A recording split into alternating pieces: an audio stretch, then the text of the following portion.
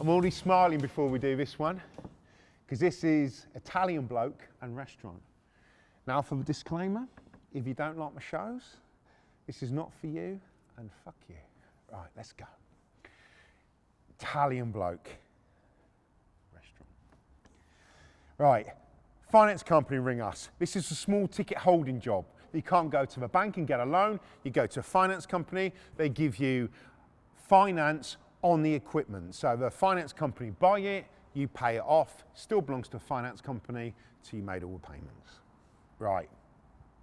This Italian bloke had tables and chairs, EPOS systems, which EPOS systems are tills, electronic tills, for a whole restaurant. He had loads of it, loads of it. Every time the finance company rung them, just give them abuse. So, passed the job to us. We rung him. I said, excuse mate, you need to make a payment of this or your stuff's going. Fuck you.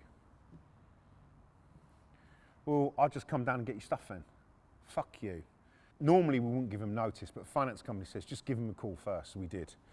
The stuff wasn't going anywhere, it was in his restaurant. So he couldn't hide it. So I was thinking, right, what do we do? What do we do? So I've had a look at the sheet. There was like about 30 tables, 60 chairs, and there was just everything to do with this restaurant. So I was thinking, fuck, I'm gonna have to hire a 7.5 ton truck. So we hired this massive truck. And it's me, H, and Dave. And I'd already got an end buyer, this bloke called Andy. I'd already got somebody who wanted to buy the stuff. Because back in the day, as long as the finance company got their stuff back, and they weren't bothered, we just sold it for them. Right, so we pull up in this quaint little village, and this Italian bloke had an old coach house restaurant.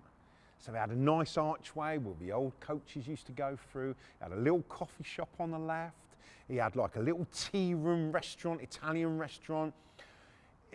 Think Shakespeare and Stratford upon Avon. It was lovely. Oh, it was gorgeous till we rocked up. So we pulled up outside, big 7.5 ton outside the windows. We walked in, it was afternoon dinner, tea, everyone, fucking restaurant packed.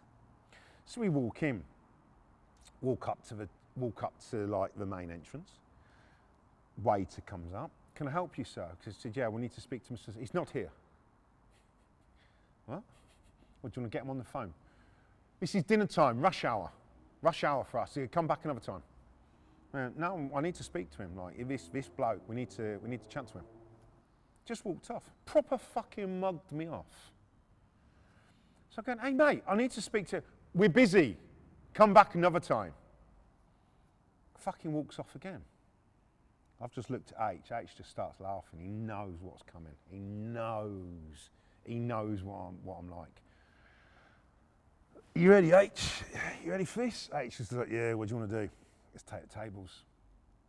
We look at the restaurant. Everything's full. It's about 30 tables. It's probably about 60 people in the restaurant, all eating. Those are our tables, H. There are our chairs. Let's start emptying it. All right then, let's do it. Dave, yeah, come on, let's go. Walked in, go. Ladies and gentlemen, this restaurant is now closed. We're now repossessing all the equipment. So if you'd like to make your way to the door and finish what you're doing.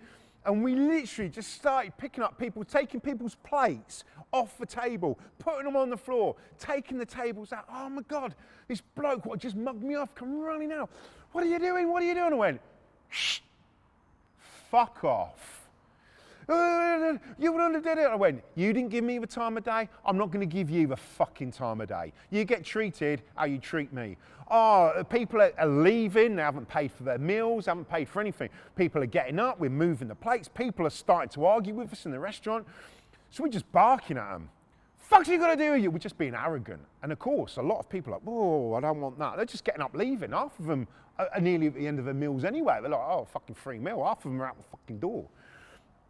So then the restaurant's empty. So we're like getting these tables. So it was me, H, Dave, and Andy, who's one of my good mates. who owned pubs, he was having all the furniture. He was buying it from France. So he was digging in. He was like, oh yeah, I like this table. He was examining it. It's like fucking Antiques Roadshow. Oh yeah, I thought, oh, it's a nice bit of walnut, this, isn't it?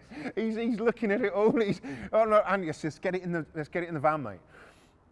So we're taking it all out, and like one bloke's holding the door open, one of us would hold the door open so he couldn't lock us out, and we're getting all the stuff in. We've got a right good system going. The tables are coming out fast, the chairs are going out fast, we're stacking them all up in the back, and we're getting near enough everything on our list. There's a massive list, and we're missing a few items, but we'd literally, looking, after we'd finished, we looked back in the restaurant, it was desolate. There was plates on the floor, plates were smashed, which we were trodden on, there was food on the floor. It was a state. This manager's still trying to talk to me. And I'm there going, mate, I asked you nicely, you treated me like a cunt, now fuck off. Get your boss down here now. He's on his way down, I was like, yeah, I said, this is what happens when you mug someone off on the phone. Your boss was giving it all this on the phone. So anyway, we'd loaded. We'd completely loaded, but there's some items missing on the list, but we'd literally shut him down. And that's what the finance companies used to do on small ticket holding. They would, if someone was using their stuff and the person wasn't paying, even if it was a big machine or anything, we would take the parts away to shut them down. So then they couldn't earn money from the finance company stuff. So this is what we've done, completely shut them down. So while we're waiting, there was a little coffee shop on the side. So we're like, oh. Walked in and goes, excuse me. I said, does this belong to Mr. whatever his name was? He's Italian. They went, yeah, it does. And we went, I think that's some of our missing items. So he went, oh yeah, that coffee set belongs to all this. And they were really nice. They went, oh, do you guys want a coffee? And they must have hated their boss. So we always watched them in case they fucking spat in it. But they made us a lovely coffee. We asked them if they wanted, no, don't pay us, it's okay. They were giving us coffee as we was emptying their boss's stuff out. Anyway, so we're just finishing off our coffee, and fucking his door comes flying open. This Italian bloke comes flying in. He's fuming. He's going fucking mental. He's shouting, but he's just stood there. There's me, H, Dave, Andy, all drinking his coffee with little pinkies up. All right, mate, how you doing? And he's just shouting. But we're like smug as anything, and he's going mad, and we're just, what, mate? I said, I'm the bloke you spoke to on the phone. I said, you're the man what said, if you come down here, you're going to kick my fucking head in. You was making threats left, right and centre. I've turned up, I've done I told you this was going to happen. I told you this was going to happen. And he was like going, he didn't know what to do, he couldn't do anything. There's four of us all stood in front, we just couldn't do anything. Where did you get those coffees from? And we're like, there. And they went, did you make them coffees? And I was like, yeah. It's like, he goes, did you really empty my restaurant when people were eating? Did you really start taking the tables out? I was like, yeah. And we're all there drinking our coffees. And then the most bizarrest thing happened. He actually started to see the funny side of it.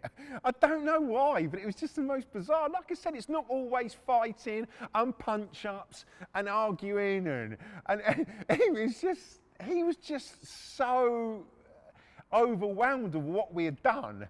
He actually started to. He goes, is that it? Have you got everything? I said, there's a few items missing. I said, do you know where they are?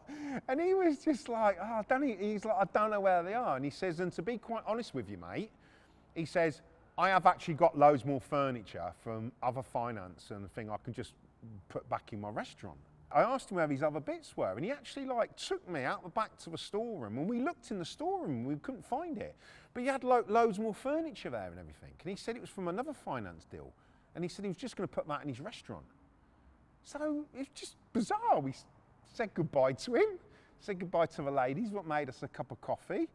And he just got in the 7.5 tonner and left. But I would have loved to have heard the story as it was retold of what happened that day.